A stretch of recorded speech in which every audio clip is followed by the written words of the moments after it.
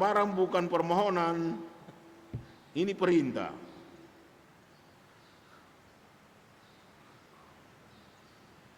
Jadi lain kali jangan berlaku terlalu halus budi bahasanya sehingga mengacaukan makna, mengaburkan maksud. Dan kepada para muridnya Tuhan Yesus memberi perintah, perbuatlah ini menjadi peringatan akan aku. Jadi kalau anamnesis itu perintah. Sehingga sekurang-kurangnya diberikan 5 perintah gereja dan salah satunya bilang, kuduskanlah hari Tuhan. Ya. Hadapilah perayaan pada hari Minggu dan hari raya yang disamakan dengan hari Minggu. Itu perintah.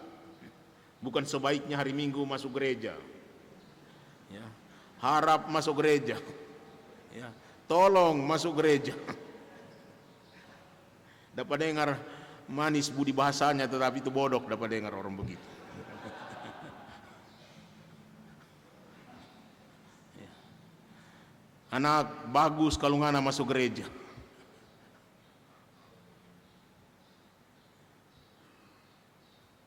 Nah, itu anamnesis adalah perintah dari Allah. Perintah ini maksudnya menjamin bahwa kedekatan, kesatuan yang telah diusahakan oleh Allah melalui tindakannya yang bernilai abadi, yang punya power abadi tadi, itu tetap aktual untuk kita. Jadi dikerjakan sekali untuk selamanya, tetapi melalui anamnesis ini dia mendapatkan aktualisasi dalam nilai keselamatannya untuk semua tempat dan untuk setiap zaman.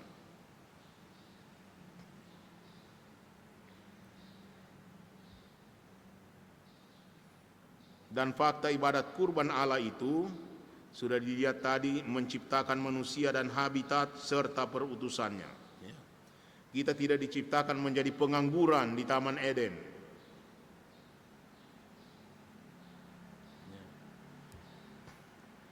Tapi ambil bagian dalam karya Allah menciptakan, memelihara, dan mengatur. Allah memberi hidup dan nutrisi berupa hembusan roh dan makanan. Allah memberi hukum untuk menjamin kelangsungan hidup dan perutusan manusia. Dan ketika terjadi salah kaprah, Allah berkurban demi pembebasan, penebusan, rekapitulasi, serta penciptaan kembali, pembaharuan ciptaan. Rekap, memberi kembali kaput, kepala kepada ciptaan yang melepaskan diri dari kepala, sehingga menggelepar-gelepar seperti ayam yang dipotong, ribut tapi tujuan tidak jelas.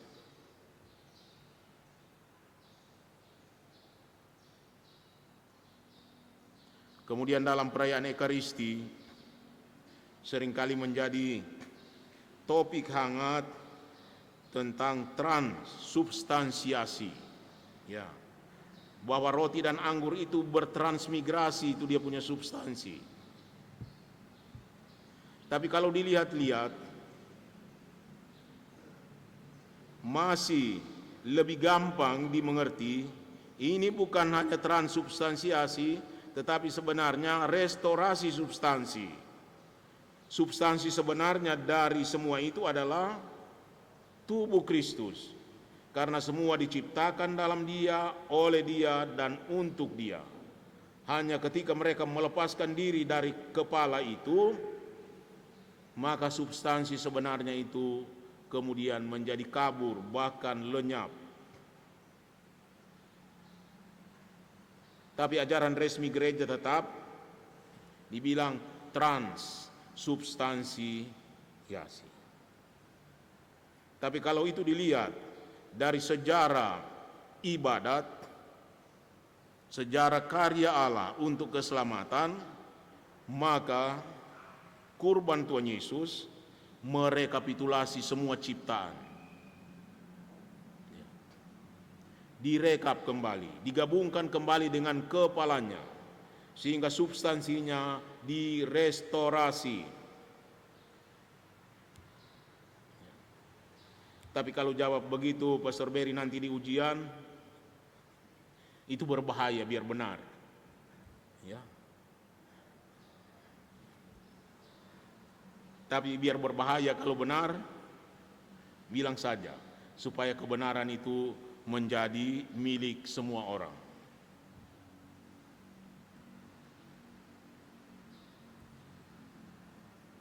Fakta awal ibadat Allah, sebuah awal dari ibadat, tadi sudah kita lihat penciptaan manusia.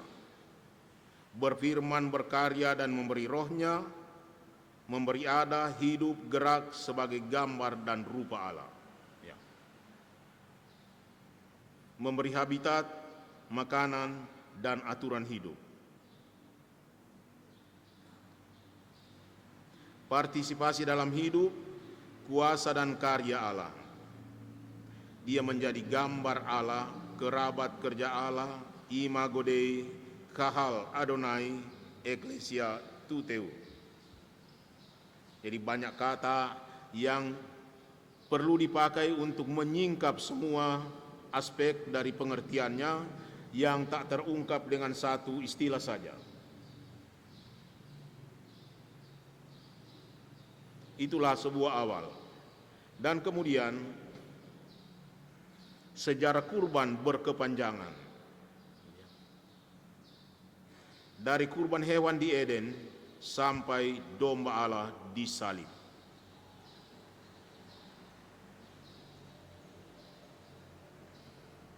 Pemulihan kesatuan manusia dengan Allah membutuhkan kurban berkelanjutan selama masa yang panjang sampai manusia dapat mendarah-dagingkan hukum Allah dalam dirinya. Dan itu tidak jadi-jadi. Sampai ahli kitab paling ahli hafal semua koma titik dan mengerti semua huruf dalam bahasa Ibrani, tetapi Tuhan Yesus bilang, engkau tidak jauh dari kerajaan Allah. Berarti masih di luar. Ya. Sudah dekat tapi di luar kasihan. Karena belum memenuhi apa yang menjadi tuntutan hukum yang mengatur hidup. Kurban Allah menjadi bentuk pendidikan untuk membina dan melatih manusia secara menghayati hidup dalam kesatuan dengan Allah secara setia dan taat asas sehingga lestari dan menghasilkan buah. Jadi kurban itu pendidikan. Kalau masuk perayaan Ekaristi Misa itu namanya sekolah minggu. Sekolah ibadat, belajar beribadat. Belajar melakukan karya untuk kepentingan banyak orang. Karena itu sesudah belajar, ya Pastor Alphonse kalau selesai misa dibilang, pergilah Anda diutus. Selulus tadi. Begitu habis misa. Karena ini di mana kita melihat, mendengar apa yang dikatakan oleh Tuhan, apa yang dibuat oleh Tuhan. Dan Tuhan Yesus bilang, pergi, bikin yang sama. Jadi kepada ahli Taurat yang berdalih, tetapi siapakah sesamaku itu? Tuhan Yesus bilang, mau cari tahu siapa sesama? Diceritakanlah kisah seorang Samaria. Jadi ngana mengerti siapa sesama? Dia yang berbuat kasih kepada orang itu. Bikin seperti itu, maka engkau jadi sesama bagi orang lain. Jadi bukan persoalannya siapa sesama kita, tapi bagaimana kita bisa jadi sesama bagi orang di sekitar kita. Dan itu sekolahnya di sekolah minggu, Sondag School, sekolah minggu.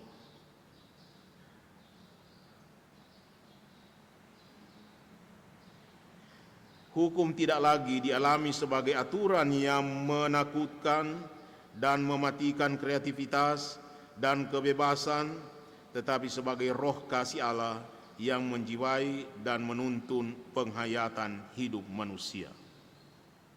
Syukur kepada Allah, kita tidak usah pusing-pusing. Boleh mencuri atau tidak boleh? Mencuri boleh, tidak boleh, tidak boleh, tidak. Tuhan Allah bilang tidak boleh. Itu pasti Anda selamat. Tidak usah hitung knop baju. Boleh tidak, boleh tidak, boleh tidak.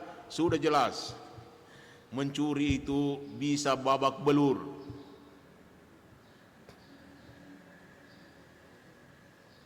Melalui pengorbanannya, Allah terus bekerja agar kecintaan pada hukumnya menjiwai manusia dan seluruh momen level eksistensinya, sehingga manusia kembali hidup dan berkarya dalam ikatan kesatuan dengan Allah. Jadi baca Mazmur 119, kalau susah tidur, baca Mazmur 119. Belum selesai pasti sudah tertidur. Mazmur itu dia ada berapa ayat? Bukan cuma 150 ayat, ayatnya banyak. Itu pujian, kekaguman pada hukum Allah.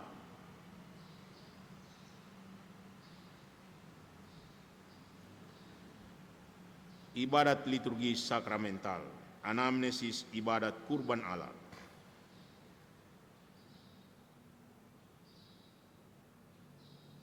Jadi kalau kita sudah berdiri di belakang altar, berdiri dekat bejana baptis, kita tahu sementara mengerjakan pekerjaan-pekerjaan Allah. Dan benarlah kalau kita bertindak sebaik mungkin. Dulu Origenes memberikan nasihat kepada umat di Alexandria yang bekas penyembah dewa-dewi.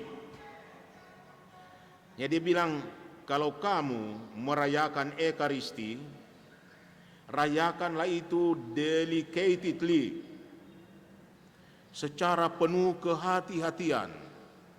Jangan sampai tubuh Tuhan itu jatuh dengan percuma karena kecerobohanmu. Dan kalau engkau berbuat sebaik mungkin, itu bukan perbuatan yang pantas dipuji, itu perbuatan yang harus dibuat. Dan kamu sudah belajar bagaimana kalau dulu menyembah berhala. Di muka berhala tidak boleh main-main. Itu berhala tidak seperti Tuhan Allah, panjang sabar, murah hati. Berhala langsung semprot itu. Kalau siapa main-main di muka berhala. Nah, karena itu, anamnesis ibadat kurban, sakramen inisiasi, adalah sakramen yang menjadi anamnesis penciptaan Allah yang berfirman, bekerja dengan kuasa tangannya, mengembuskan roh kehidupan. Sakramen perutusan adalah anamnesis perutusan untuk ambil bagian dalam kodrat dan karya Allah, menjadi kerabat kerja Allah. Sakramen penyembuhan atau penebusan menjadi anamnesis kurban untuk menyelamatkan ciptaan. Anamnesis rekapitulasi ciptaan dalam diri Kristus.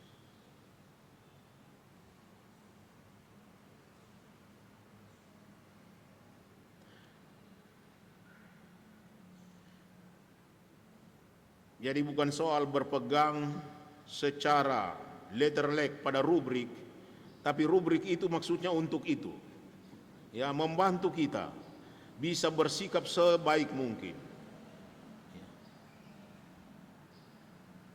agar kita jangan sampai ceroboh.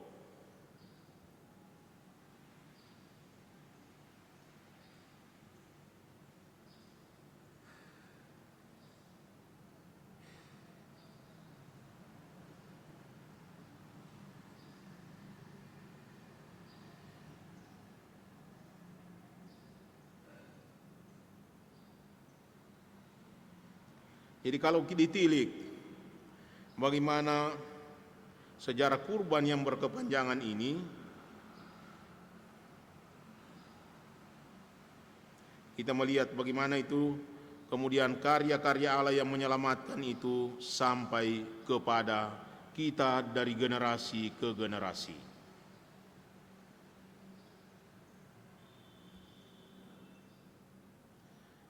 Dengan demikian dikatakan perayaan sakramen-sakramen itu adalah sumber dan puncak misi gereja. Lain kali ini dihubungkan dengan sakramen Ekaristi, tapi perayaan liturgi gereja. Ya. Ekaristi itulah palang utamanya, di mana melalui perayaan-perayaan itu orang menjadi pendengar firman, sekolah hidup ilahi.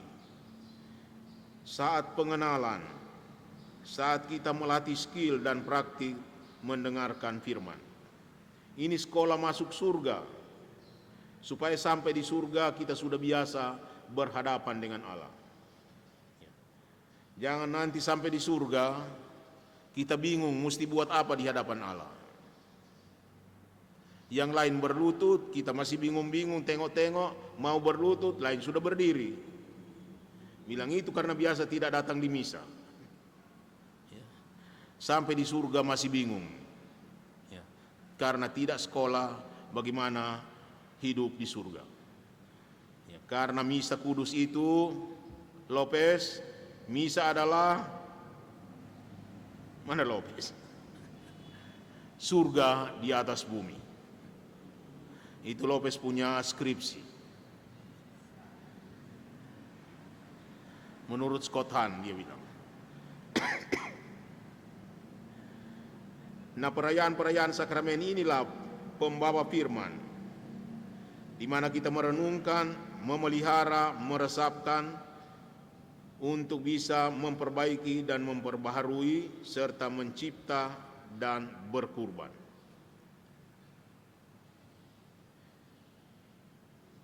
Saat kita menjadi penjelmaan firman, saat kita boleh mendarah dagingkan firman Allah.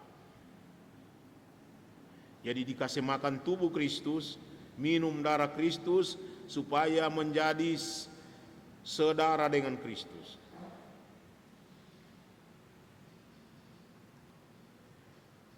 Hidup oleh firman, infus, nutrisi, dan spirit hidup ilahi. Karunia roh, kuat, berani, tekun, dan setia. Dan Tuhan Yesus bilang, makananku ialah melakukan kehendak Dia yang mengutus aku dan menyelesaikan pekerjaannya. Jadi perayaan-perayaan sakramen itu ambil bagian dalam pekerjaan-pekerjaan Allah. Sehingga melalui sakramen orang belajar menjadi pelaku firman, saksi hidup ilahi, untuk bisa ada, bisa hidup, bisa bergerak dalam Allah. Dia berpartisipasi dalam kodrat dan hidup serta karya Allah sendiri.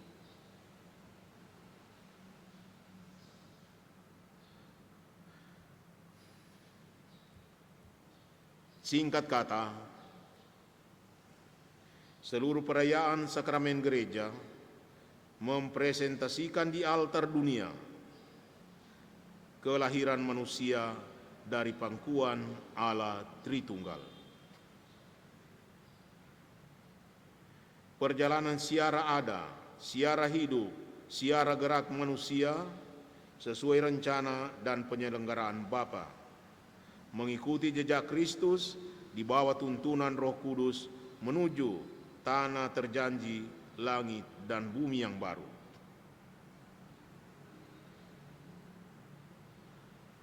Dan itu berpuncak dalam kesatuan kembali seluruh umat manusia dalam keluarga Allah Tritunggal Maha Kudus.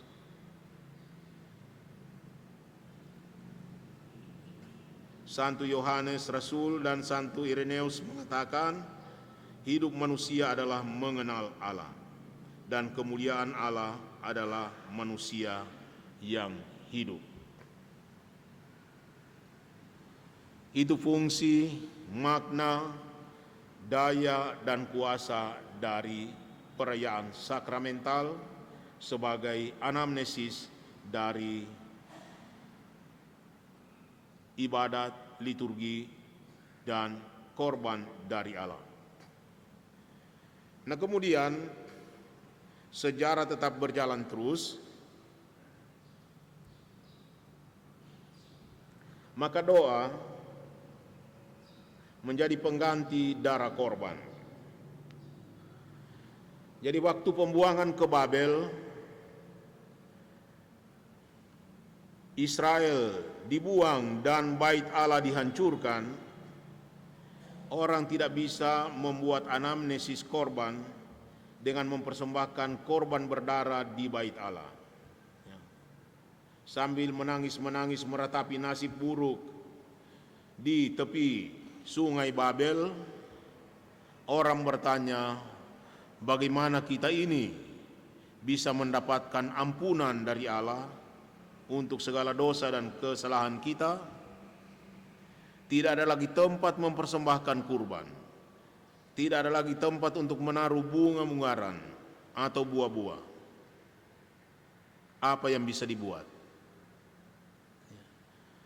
Dan di sanalah orang Israel mengalami betapa miskinnya kita kalau terpisah dari Allah. Kita ini bukan apa-apa, bukan siapa-siapa. Minta ampun saja tidak bisa. Tidak tahu caranya bagaimana mendapatkan pengampunan dari Tuhan. Maka Tuhan tidak membiarkan orang berputus asa. Maka muncullah kemudian kesadaran bahwa doa, tefillah, sebagai pengganti darah korban.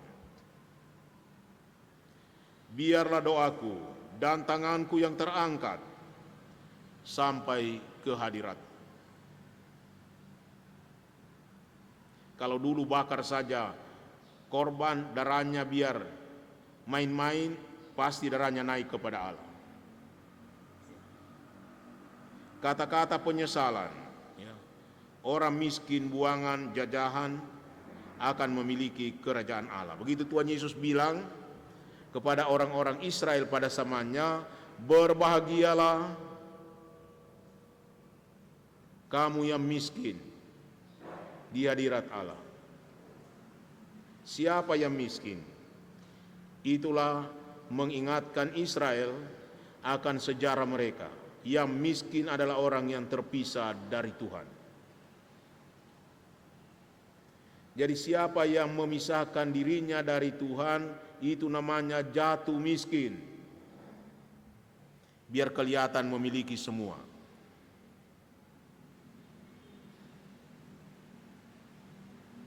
Berbahagialah mereka yang miskin di hadapan Allah, karena mereka itulah yang akan memiliki kerajaan surga. Sudah miskin tidak mau berdoa lagi,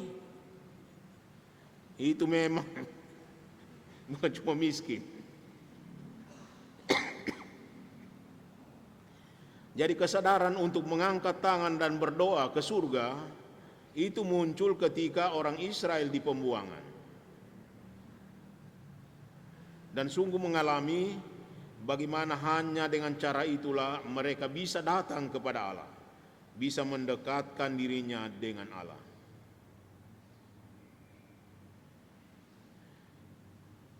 Dan di sana ada macam-macam doa yang biasa mereka doakan. Ada doa pagi, itu doa Abraham, disebut tefillah Sakarit. Ada doa sore, itu doa Ishak, anak Abraham. Tepilah minka. Ada doa malam, doa Yakub, tepilah ma'arib. Ya.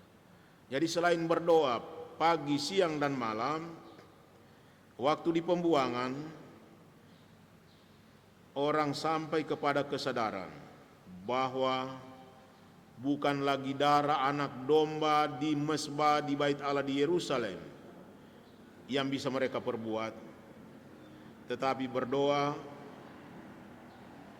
dan juga dengan mengucapkan Taurat di mulut mereka. Torah Shepal Peh, Taurat di mulut atau tradisi lisan. Dan Talmud sebagai kumpulan ajaran-ajaran lisan itu. Mishnah, Taurat lisan atau adat istiadat. Sementara Gemara adalah tafsiran Taurat lisan hasil diskusi para rabi. Termasuk Tuhan Yesus ambil bagian dalam diskusi itu waktu umur 12 tahun. Untuk menguji nyali para rabi di Bait Allah. Dan ternyata mereka kagum-kagum karena Tuhan Yesus bisa menguasai Talmud, Mishnah, dan Gemara. Bersoal jawab. Itu Taurat di mulut, bukan di gulungan kitab. Ya, anda pakai gulungan, Tuhan Yesus bilang orang. Ya, tangan kosong kalau suhu. Mari baku menghadap. Yang lain cuma berani kalau pakai kitab. Tanpa kitab dia tidak tahu. Nah begitu orang-orang Israel sampai kepada penemuan, perjumpaan dengan Allah juga dalam doa-doa mereka. Sehingga dikatakan doa sebagai pengganti darah korban. Bukan karena suka mengganti, karena tidak ada cara lain selain bikin seperti itu. Bait Allah sudah hancur, mesbah sudah dirubuhkan, kita bisa apa? Angkat tangan saja kepada Tuhan dan bilang kepada Tuhan kalimat seperti ini. Ini aku Tuhan, seorang miskin yang melayani. Ini kalimat yang digunakan oleh pemimpin Mazmur. Jadi biar miskin tidak menjadi alasan untuk tidak melayani.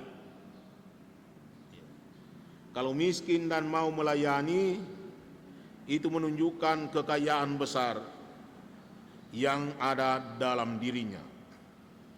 Dia berpartisipasi dalam karya Allah yang menyelamatkan. Memimpin doa,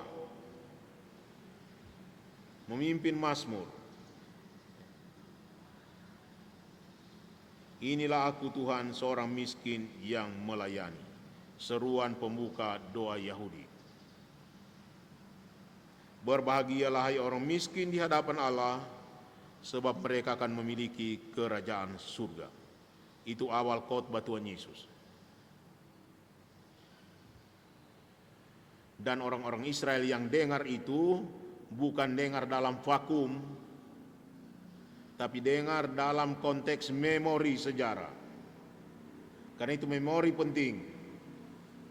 Hanya orang yang punya memori, maka kalimat Tuhan Yesus ini bergema.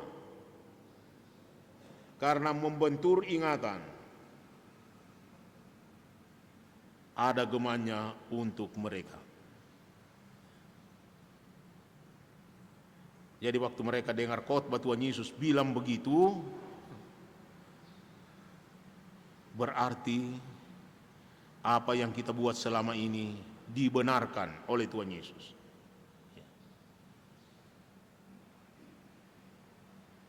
Dengan demikian doa bukan hanya warisan kaum pengungsi di Babel, tapi bagi kita doa itu mengakar dalam hidup Tuhan Yesus sendiri. Yesus dalam karya dan hidupnya mengawali setiap keputusan dan tindakannya dengan berdoa kepada Bapa di surga. Hidupnya ditandai dengan doa yang tiada putusnya.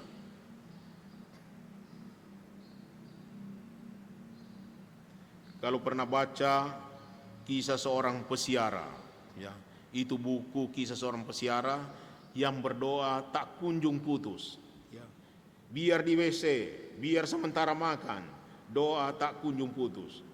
Menjadi irama dari cara mengunyah makanan, menjadi irama dari cara menarik nafas, menjadi irama juga cara orang melakukan kegiatan apa saja. Iramanya adalah doa yang tak kunjung putus. Mujizat perbanyakan roti dan membangkitkan Lazarus, Yesus menengadah dan berdoa.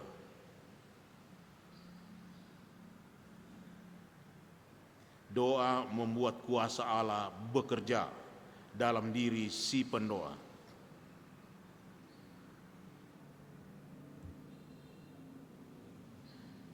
Dengan demikian juga pemilihan ke-12 rasulnya, ini tidak didasarkan pada siapa yang suka sekali mau jadi rasul, atau pada kompetensi, tapi itu dibuat setelah semalam-malaman Yesus berdoa kepada Allah.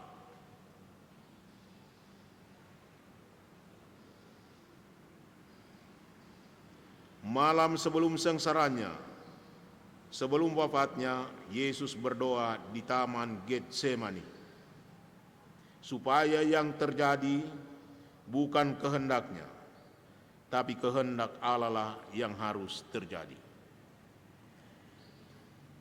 Itu doa yang kita juga ucapkan setiap hari. Jadilah kehendakmu. Dan kita semua tahu apa maksudnya.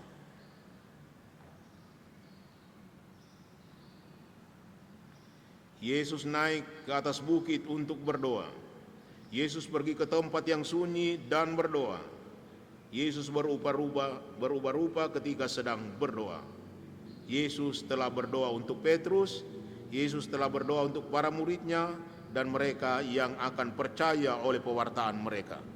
Berarti kita semua juga sudah didoakan oleh Tuhan Yesus. Waktu perjamuan malam terakhir.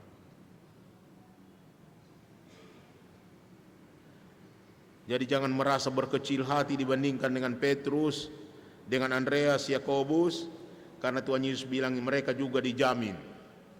Kuasa doa Tuhan Yesus menjamin juga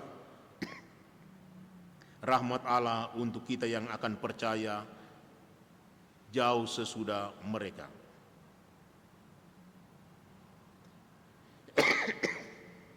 Jadi begitu kasih Allah menjadi buah dari doa-doa Tuhan Yesus untuk kita. Dan kemudian kuasa kasih akan merubah juga si pendoa, bukan berfokus pada kehendaknya sendiri, tetapi melihat semuanya dengan cara Allah memandang. Yang berdoa belajar melihat segala sesuatu dengan cara Allah memandangnya. Mengasihi semuanya dengan hati Allah. Mengerjakan semuanya dengan semangat Allah. Menerima semuanya sebagai sapaan kasih Allah. Jadi kalau dapat hadiah, dapat kado, itu juga termasuk sapaan kasih Allah. Syukur Tuhan ada orang bisa kasih kado, saya punya ulang tahun.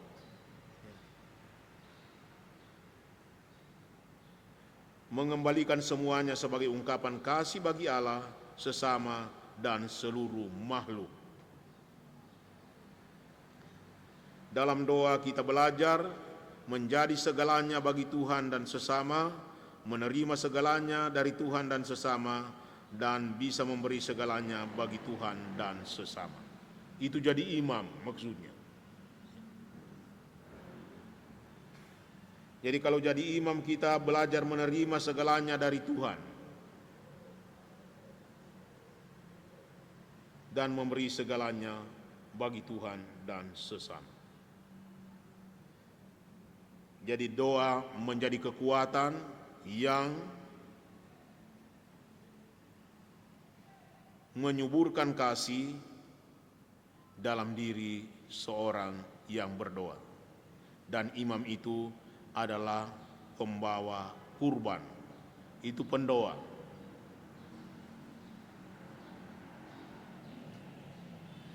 Jadi kalau imam tidak mau berdoa, tidak suka berdoa, itu berarti tidak mau berubah. Begitu-begitu saja, dan dengan demikian juga tidak akan mampu untuk belajar menerima segalanya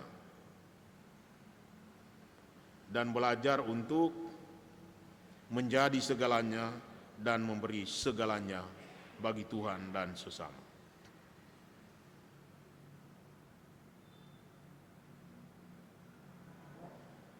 Selain itu, doa menjadi juga ungkapan kuasa kasih yang mempersatukan kita dengan Allah Tritunggal. Jadi bangun pagi-pagi kita sudah menandai diri kita dengan nama Bapa dan Putra dan Roh Kudus. Siap.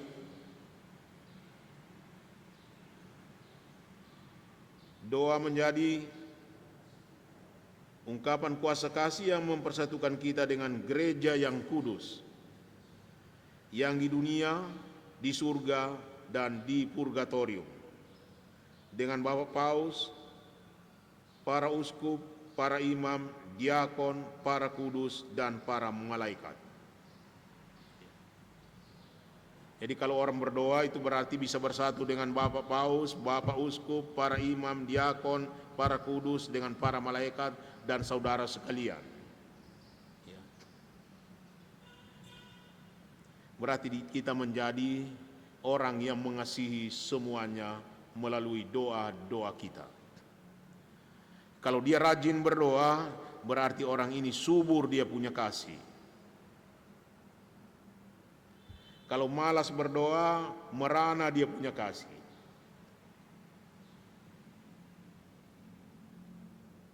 Dan baguslah setiap kali dibilang kita sebelum berdoa tahu siapa yang mendesak diingat, mendesak untuk didoakan, dan bisa mendapatkan kuasa kasih dari doa-doa kita.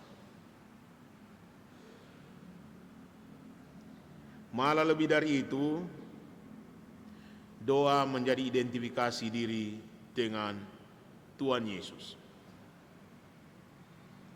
Engkau selalu bersama-sama dengan Yesus orang Nazaret itu.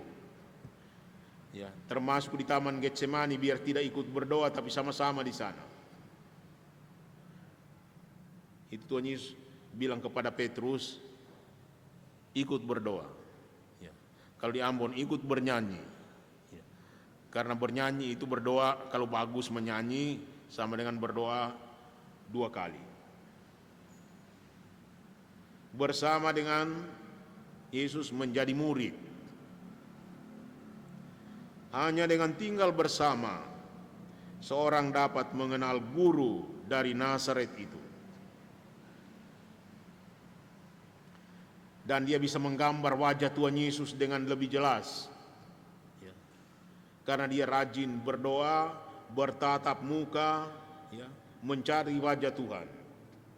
Jadi kalau disuruh menggambar, dia tahu bagaimana wajah Tuhan Yesus dalam kehadirannya setiap kali dia berdoa.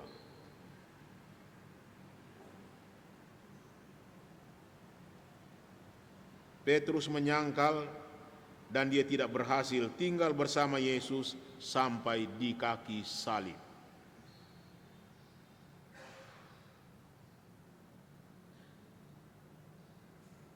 Dia tidak dapat memahami identitas Yesus sebagai putra Allah dan tidak dapat mengidentifikasi diri dengan Tuhan Yesus. Jadi kekuatan doa membuat kita makin serupa dengan Kristus. Conformatio cum Christo.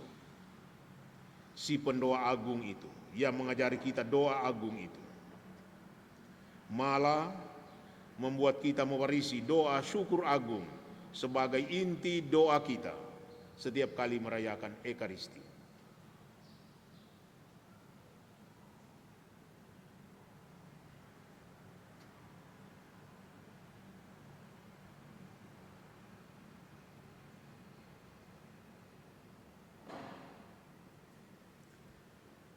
Demikianlah doa menjadi juga saat anamnesis. Jadi kalau berdoa saat penyadaran akan perjalanan hidup kita, bersyukur akan apa yang sudah terjadi, mensyukuri apa yang sekarang ada, dan memperteguh harapan akan yang datang.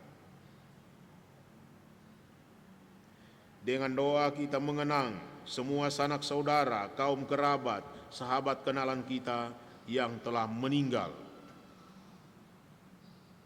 Mereka hidup dalam memori kita. Tidak ada apapun yang dapat memisahkan kita dari kasih Tuhan. Dan siapa belajar dari kasih Tuhan, maut pun tidak akan membuat dia membiarkan saudaranya terkubur dan dilupakan. Orang tuanya terkubur dan dilupakan. Gurunya terkubur dan dilupakan. Karena melalui doa, dia membuat anamnesis akan segala hal yang menjadi saluran rahmat dan berkat Tuhan, yang menjadi saat dan tempat Tuhan mendekatkan dirinya dengan dia dan membuat dia didekatkan dengan Tuhan. Dalam doa kita mengingat masa lampau, membedakan yang baik yang harus dikonservasi dan yang buruk yang harus ditinggalkan.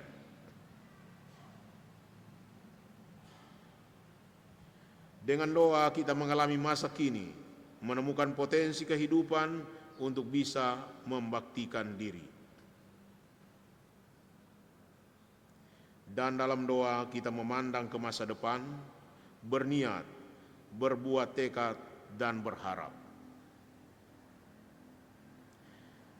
Jadi doa dasar yang orang mesti tahu dikatakan doa harap, doa cinta, doa iman. Di luar Bapa kami, aku percaya, salam Maria dan kemuliaan.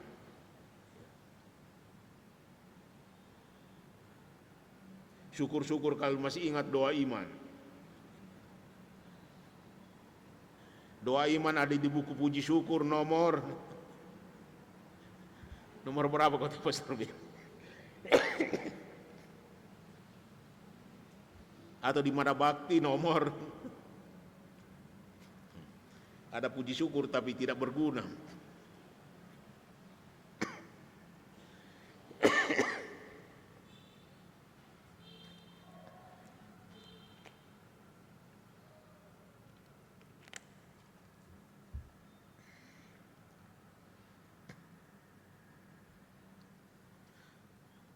Dengan demikian doa juga menjadi saat integrasi. Masa lampau, masa kini, masa depan.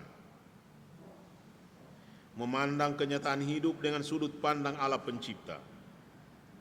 Saat penemuan diri, kesadaran, penerimaan, proyeksi hari esok berarah ke penemuan diri.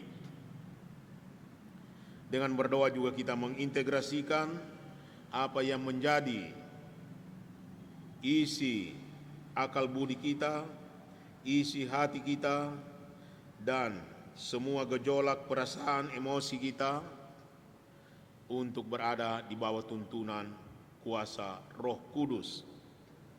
Sehingga dengan doa, tubuh kita menjadi pelaksana apa yang diputuskan di bawah kuasa Roh Kudus. Jadi tidak hanya ikut insting, ikut pikiran saja, ikut hasrat hati kita, tetapi hati dan budi serta seluruh perasaan yang terintegrasi di bawah tuntunan pedang Roh Allah sendiri yang berkuasa memisahkan mana yang mesti dibuang dan mana yang harus dipertahankan.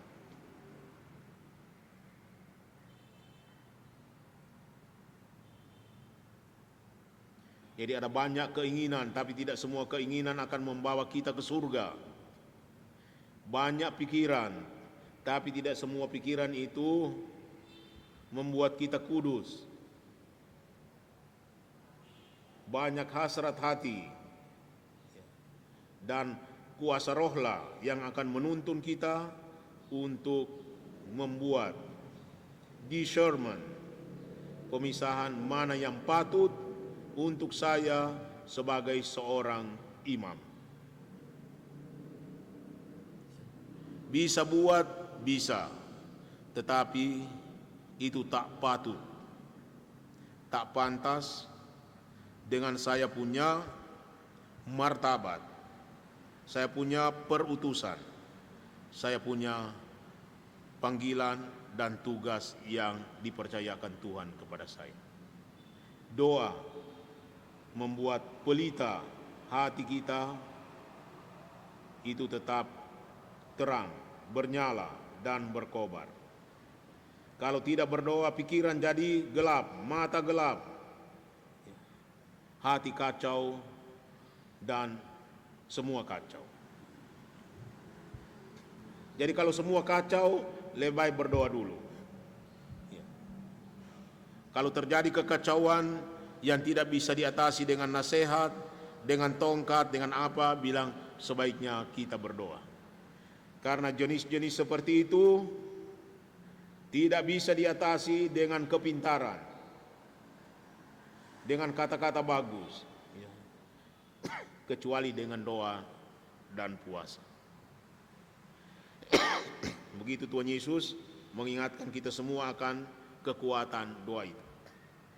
Dan kita bisa melihat dalam sejarah teladan dan inspirasi dari para pendoa.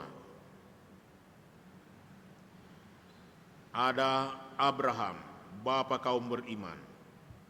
Tertulis dalam kitab suci bahwa ia berdoa untuk kepentingan orang lain, supaya Sodom dan Gomora yang mau dibinasakan itu jangan sampai membuat orang-orang benar dan orang-orang adil mengalami nasib yang sama dengan orang-orang yang tidak benar. Selain itu, teladan pendoa bagi Israel adalah Musa yang selalu berdialog dengan Allah Tuhannya.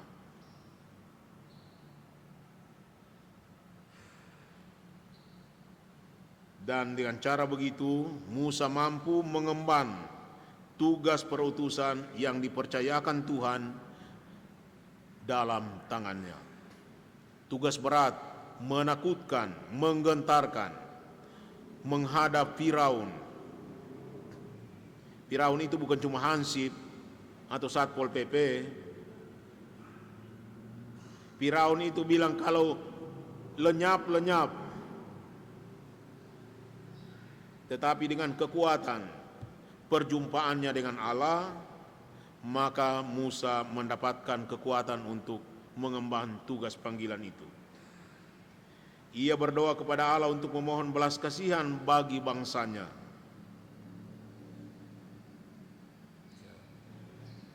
Jadi kita juga pantas berdoa memohon belas kasihan untuk bangsa kita.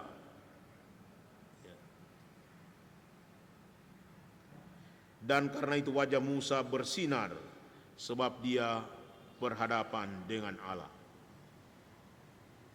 Sinar kemuliaan Allah itu memancar dari wajah orang yang sering berjumpa dengan Allah.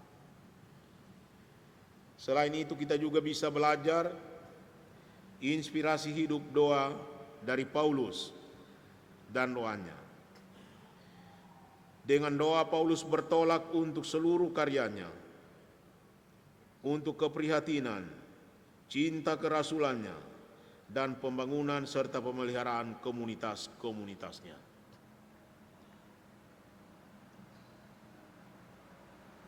Aku selalu mengingat kamu dalam doaku. Bukan main orang Efesus waktu terima surat itu membaca bahwa mereka diingat dalam doa oleh Paulus.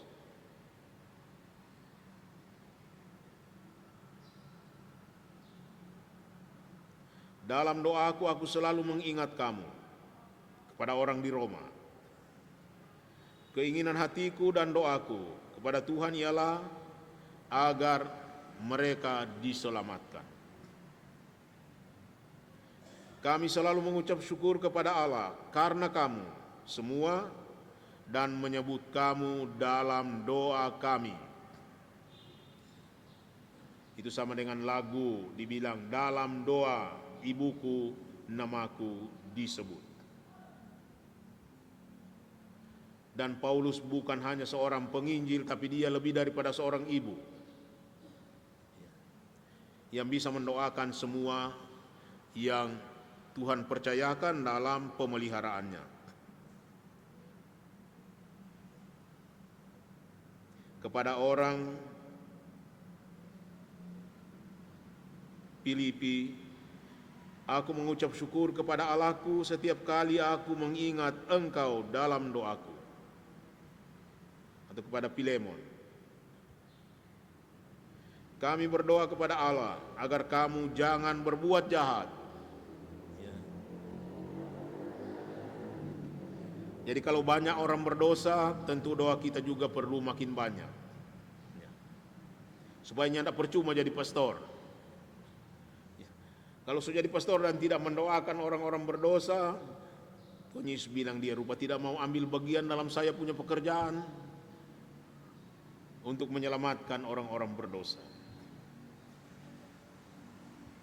Kami berdoa kepada Allah agar kamu jangan berbuat jahat. Kami selalu mengucap syukur kepada Allah, Bapa Tuhan kita Yesus Kristus, setiap kali kami berdoa untuk kamu. Bukan main kalau ada pastor seperti Paulus itu. Apalagi nama Paul. Itu punya kewajiban lebih. Meniru. Dia punya pelindung.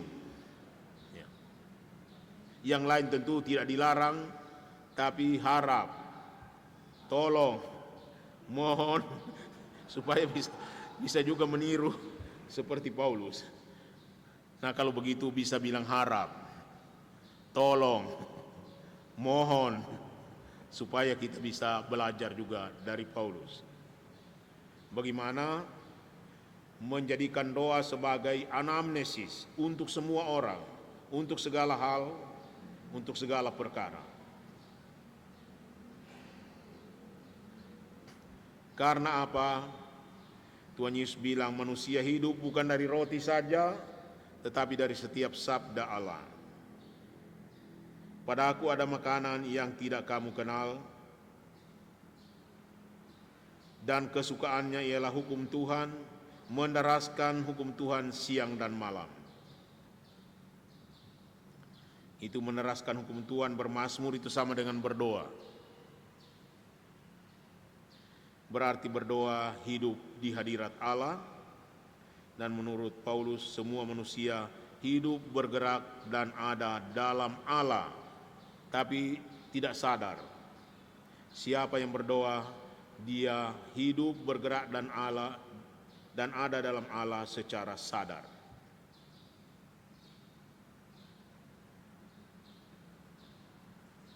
Melalui doa, kebenaran faktual ini menjadi kebenaran eksistensial. Sehingga Santo Irenaeus mengatakannya, vita hominis contemplatio Dei.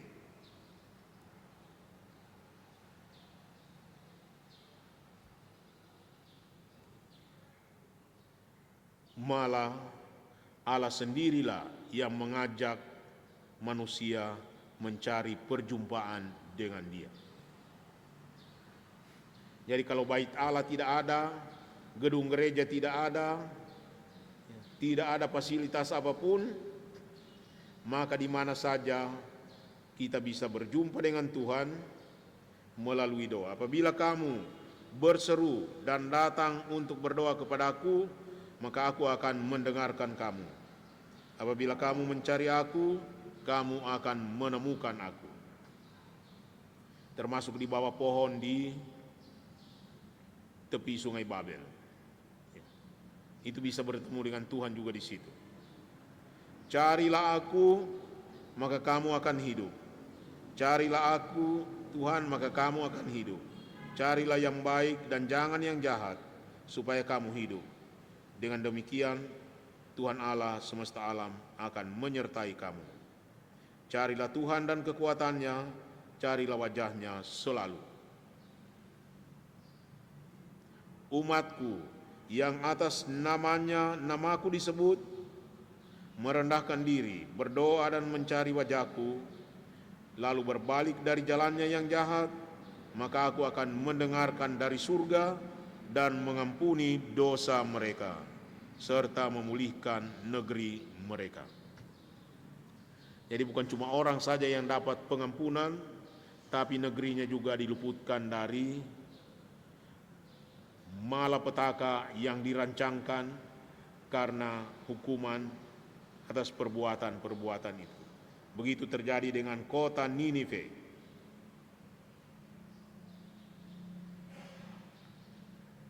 Malah lebih dari itu, doa menjadi ungkapan kerinduan manusia untuk mencari Tuhan.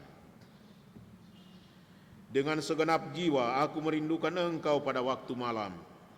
Juga dengan sepenuh hati aku mencari Engkau pada waktu pagi.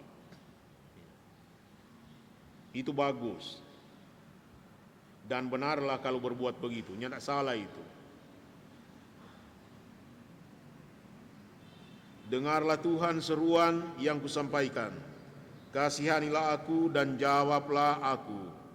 Hatiku mengikuti firman-Mu, carilah wajahku. Maka wajah-Mu kucari ya Tuhan. Janganlah menyembunyikan wajah-Mu kepadaku, jangan menolak hamba-Mu ini dengan murka. Aku telah mencari Tuhan, lalu Ia menjawab aku dan melepaskan aku dari segala kegentaranku. Begitu kita bisa berbuat sesuatu yang luar biasa melalui kebiasaan-kebiasaan seperti berdoa. Dan konon tembok kota Yeriko runtuh karena kekuatan doa umat Allah yang mengelilinginya sambil meniup-niup terompet dan menyerukan nama Tuhan keliling kota itu. Jadi kalau ada tantangan, ada persoalan, ada macam-macam hal yang menggentarkan kita, maka doa menjadi andalan yang tidak boleh diabaikan. Tidak mahal, tidak susah, karena itu disediakan untuk semua orang. Tuhan tidak skakar. Tuhan menyiapkan akses untuk datang kepadanya bagi siapa saja yang mau mencari wajahnya.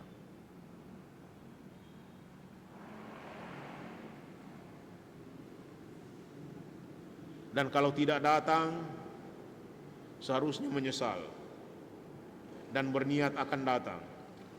Itu namanya bertobat. Dan doa itu adalah amanat dan panggilan Tuhan Yesus sendiri. Amanat Tuhan Yesus. Amanat itu bukan permohonan.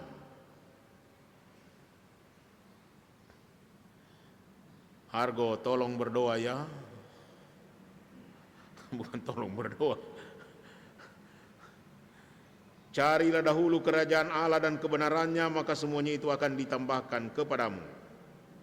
Petrus, tidurkah engkau? Tidak sanggupkah engkau berjaga bersama aku? Berjaga-jagalah dan berdoalah, supaya kamu jangan jatuh ke dalam pencobaan. Mengapa kamu tidur? Bangunlah dan berdoalah, supaya kamu jangan jatuh ke dalam pencobaan. Kasihilah musuhmu dan berdoalah bagi mereka yang menganiaya kamu. Luar biasa, bisa berdoa untuk orang yang menganiaya dan memusuhi kita. Itu kebaruan kasih yang Tuhan Yesus wartakan kepada dunia, dan itu menyelamatkan semua orang. Mengapa kami tidak dapat mengusir roh itu? Jenis ini tidak dapat diusir kecuali dengan doa.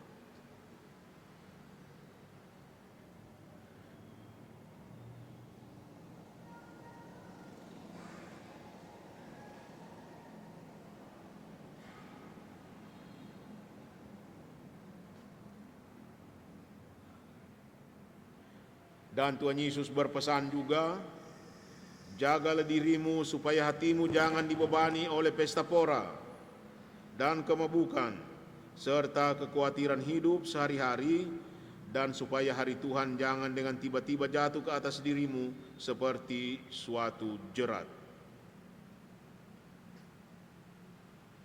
Jadi orang berdoa itu adalah orang yang berjaga, orang yang siap menantikan kedatangan Tuhan.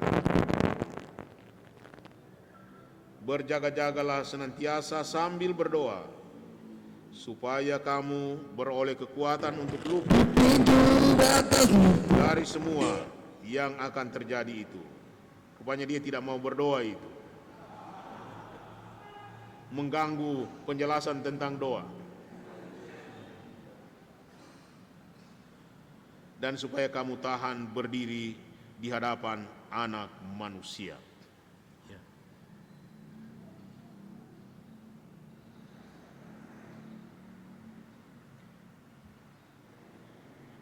Bagi Yesus, berdoa artinya menempatkan diri di hadapan yang ilahi yang dikenalnya sebagai Bapa. Menghadap. Jadi kalau berdoa tidak membelakangi tapi menghadap. Di mana ia membuka diri bagi kehendak dan kekuatan ilahi memenuhi dirinya, hidup dan ajaran serta karyanya. Ia mengatakan apa yang ia dengar dari Bapa dan mengerjakan apa yang ia lihat dari Bapa. Jadi melalui doa kita mengenal kehendak Bapa, mendengarkan sabdanya. Itulah sumber kewibawaan dan kuasa yang menjiwai kata dan tindakan Tuhan Yesus. Dan kalau kita juga ingin berbicara dan bertindak dengan penuh kuasa, maka doa menjadi salah satu saluran kuasa dari Tuhan, supaya kuasa Tuhan bekerja dalam diri orang-orang yang percaya. Kenapa setan tidak takut? Karena kata-kata kita tidak punya kuasa, tidak punya power. Tapi kalau kata-kata kita lahir dari hasil perjumpaan mendengarkan sabda Tuhan, maka kuasa Tuhan bekerja. Masih ada lagi yang bisa disebutkan. Doa adalah jawaban manusia terhadap amanat dan panggilan Allah sendiri. Hatiku mengikuti firman-Mu, carilah wajah-Mu, maka wajah-Mu ku cari, ya Tuhan. Dengan segenap jiwa aku merindukan Engkau pada waktu malam, juga dengan sepenuh hati aku mencari Engkau pada waktu pagi. Apa yang kamu cari, Rabi, di mana Engkau tinggal? Marilah dan kamu akan melihatnya. mengenal Allah, mencintai kehendak rencananya, dan menaati perintahnya. Itu hasil dari berdoa. Aku telah mencari Tuhan, lalu Ia menjawab aku dan melepaskan aku dari segala kegentaranku. Begitu Raja Yosia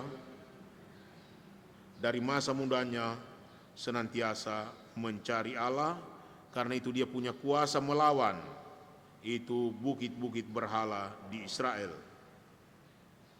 Betapa gembira hatiku ketika orang berkata, mari kita pergi ke rumah Tuhan. Menyerukan nama Tuhan, siapa yang menyerukan nama Tuhan akan selamat. Ternyata menyerukan nama Tuhan itu bisa membawa keselamatan. Kalau menyerukannya dalam bentuk doa. Kalau menyerukan dalam bentuk memaki, itu dapat hukuman, bukan keselamatan. Demikianlah berdoa berarti hadir di hadirat Allah. Dan biasanya kita bisa hadir di hadirat Allah secara fisik, mencari Allah, datang, hadir secara mental, cari kenal, cari tahu, hadir secara psikis, mencintai, penuh hasrat, hadir secara rohani, dituntun oleh Roh. Itu membuat kita menjadi kuat dan dewasa menghadapi tantangan dalam hidup dan karya, tabah dan rendah hati, dan mampu membaca tanda-tanda zaman. Demikian, doa mempunyai kepentingan untuk integrasi diri, untuk mendisiplinkan diri, dan untuk pertumbuhan. Siapa tekun berdoa, dia bisa mengintegrasikan seluruh komponen, seluruh level eksistensinya menjadi kesatuan yang solid. Siapa rajin berdoa, dia punya disiplin hidup. Ya. Mama tua itu tidak bisa melewatkan jam 3 tanpa harus mendoakan kerahiman ilahi. Karena itu mereka mendapatkan kerahiman.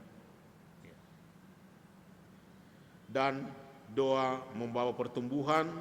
Ketika saat ada bersama Allah, kita menjadi orang yang punya visi hidup yang jelas, disiplin dan semangat, dan kekuatan hidup yang berpuncak pada praktek dan kebiasaan hidup sesuai dengan apa yang menjadi sabda dan tindakan yang kita lihat dari Allah sendiri.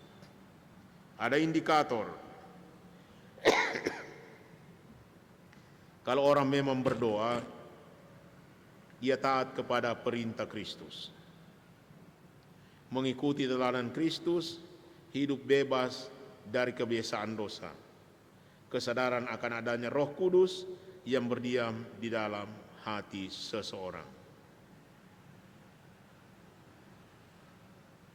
Dengan demikian berakhir seluruh permenungan kita bagaimana anamnesis dari liturgi dan korban Allah, baik melalui perayaan sakramental maupun doa yang menjadi warisan pengalaman iman dalam pergaulan manusia dengan Allah. Karena itu Vita Hominis Contemplatio Dei dan Gloria Dei Homo Vivens Est. Allah dipuji, dimuliakan, dan diagungkan melalui cara hidup atau kelakuan manusia. Sia-sialah budi berpikir, hati bersikir, bila tangan tidak mengukir pekerjaan-pekerjaan Allah. Nanti otaknya masuk surga, hatinya masuk surga, tangan dan kaki tidak bisa masuk. Karena tidak menjelmakan, tidak melaksanakan pekerjaan-pekerjaan Allah. Melalui doa, orang mengenal kehendak dan rencana Allah lewat karya, orang melaksanakan kehendak Allah dan bisa masuk surga utuh. Orang Manado bilang popo lulu, antero. integral dia menjadi bagian dari kerajaan surga. Begitu kita berdoa sebelum bekerja, dan tidak bisa bilang pekerjaan saya itulah doa saya. Karena pekerjaan yang dibuat tidak mengenal kehendak Allah, itu bisa jadi menentang kehendak Allah.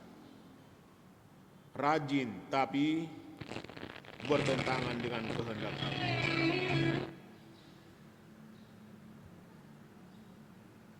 Begitu kasihan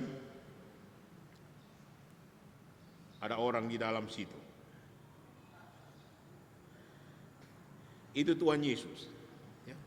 Dan kita semua dengan demikian boleh melihat bagaimana pengenalan akan Allah menjadi landasan, pondasi bagi pengudusan hidup dan karya kita. Dan pengenalan itulah yang menjiwai bakti yang benar, bakti yang baik, bakti yang sungguh-sungguh bakti kepada Tuhan dan sesama, dan menjiwai perayaan-perayaan sakramen kita sebagai anamnesis dari pekerjaan-pekerjaan Allah sendiri.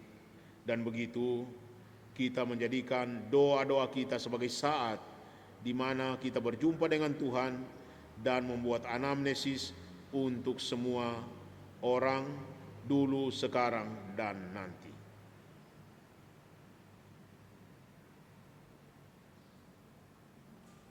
Mudah-mudahan menginspirasi dan membuat kita semua bisa menimba banyak kekuatan dari doa, dari perayaan-perayaan sakramental, dan membuat kita semua sebagai partisipan yang sungguh aktif dan sungguh berkontribusi dalam pekerjaan-pekerjaan Tuhan sebagai imam-imam yang dipilihnya. Dan kalau begitu tidak sia-sia jadi imam, malah menjadi kebanggaan Allah dan kebanggaan manusia. Amin. Tidak ada amin? Amin.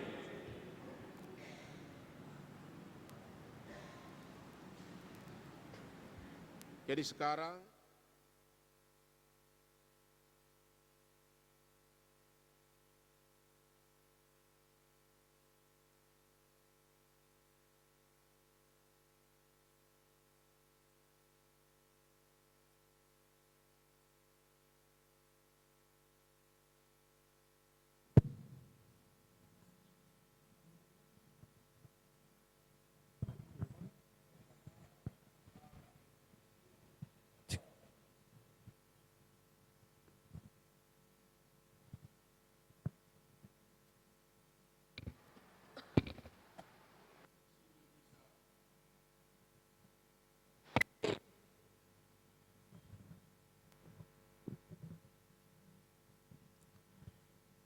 secara pribadi, ya, bisa juga menggambar kembali dengan bagus wajah Allah yang menjadi pengenalan kita yang sungguh akrab dengan Tuhan, supaya wajah Allah itu tidak menjadi wajah yang samar, tapi wajah yang akrab, familiar, yang sungguh-sungguh Allah yang kita kenal sebagai Allah kita. Dan kalau demikian, keakraban dengan Allah melindungi kita dari bayang-bayang yang menjauhkan kita dari bayangan Allah itu sendiri.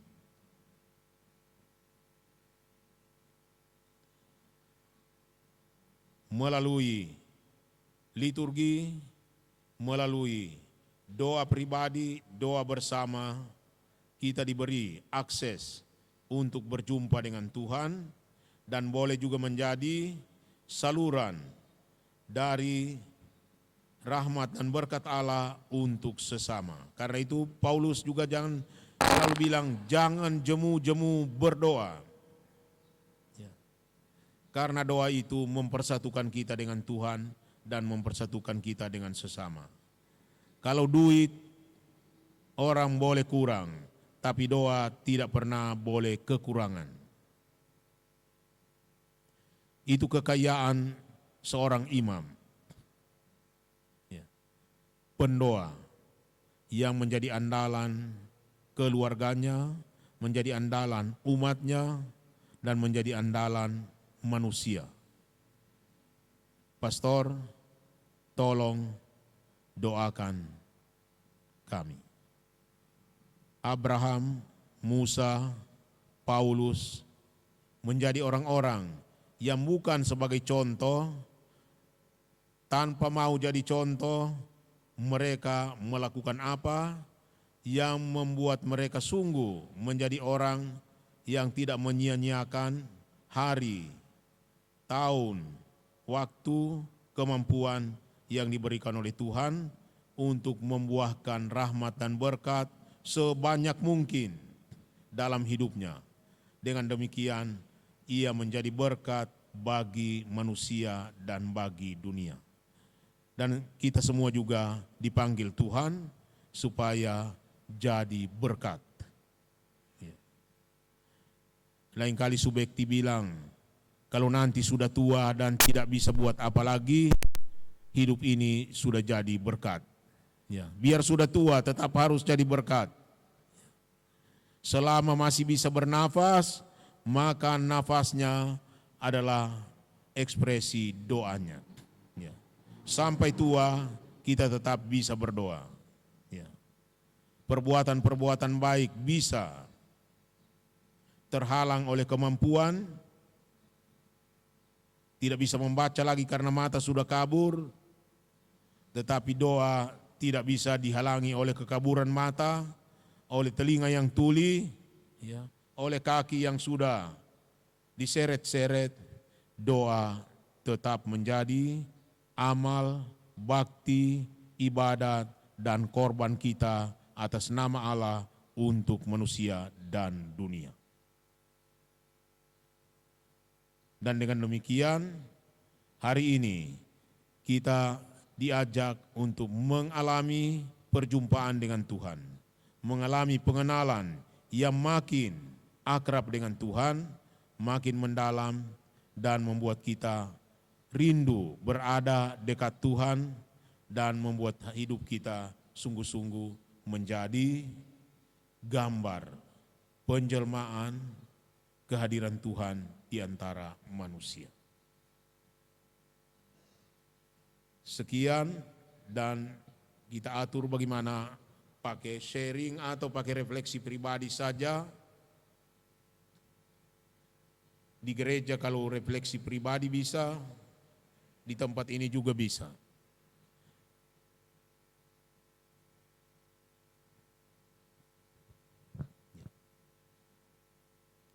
Dan di jadwal sesudah itu, sesudah refleksi ada makan malam, baru ada doa, adorasi, dan kompletorium. Mungkin Pastor Agus bisa bilang sesuatu. Baik, Pastor, terima kasih. Mewakili teman-teman menyampaikan banyak terima kasih untuk refleksi, pencerahan untuk kami di hari ini. Dan teman-teman sekalian, juga Bapak Uskup, waktu sekarang ini adalah refleksi pribadi. Oleh karena itu, kami berharap kita tetap menjaga silensium ya, di antara kita, ya.